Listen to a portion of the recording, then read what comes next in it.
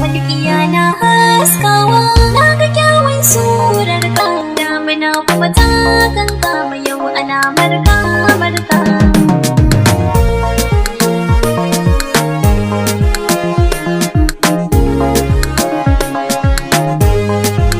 Walƙiya na haskawa na ga kyawun surar ki damina kuma ta kankama yau ana marka marka.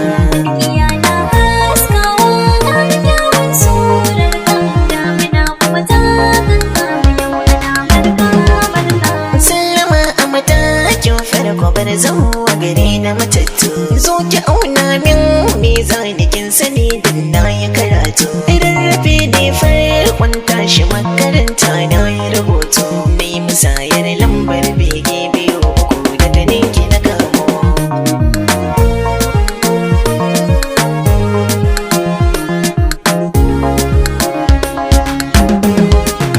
Kasuwa ta dai min kyau daddawa aikin tafiya ne dan maciji ba ya rami na sani na ma mugu ne kai zaman ka da jarumta da dan fulani gwani shaɗi ne waiwayo daga kalle zabi na idan ka kauce min zan damu.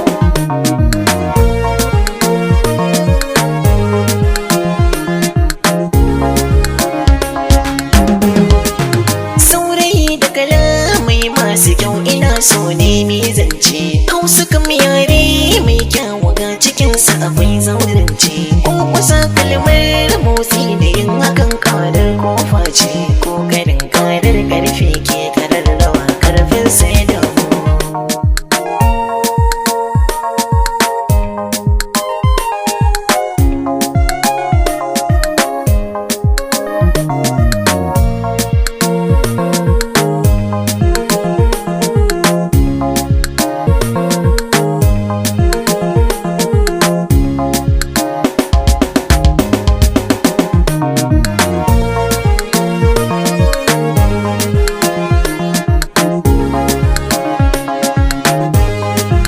Kar ka yi mini bargar aiki hausa ni ba za na iya ta yau a ce ni ce matar ka gagamar na ba ni wuce ta ni amarya kai kuma an ba zuciya ta kan ta kudurta da baki ka ci miji na fura da nono kuma sun damu.